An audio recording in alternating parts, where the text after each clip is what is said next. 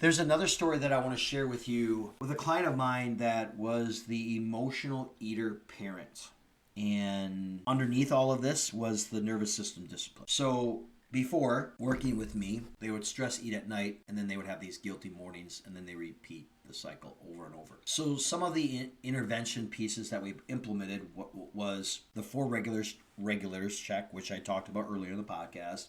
We talked about a nightly routine, protein plus tea, maybe a 10-minute walk, and then maybe 60 seconds of a breathing reset. And then we built this identity evidence log, right? Which we talked about throughout the course of working together, where I am someone who self-soothes without self-harming, right? So we built that I am statement because we have to be very mindful of the words that we say I am to is who we become.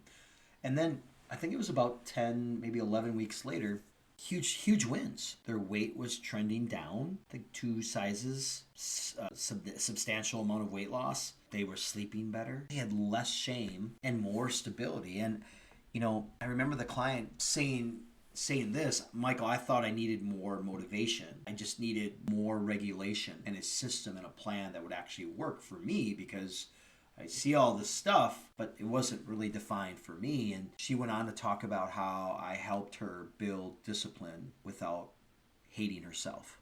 I get a little emotional on that piece because that really was a really game changer for her. And one more story that I want to share with you. And he then went on to say he said, Michael, what I learned from working with you is that I stopped asking God for a new life and started working and practicing on a new life. Powerful stuff that really works and helps you stop self-sabotaging. And we want to do all these things alone, but it clearly says even in Scripture we cannot.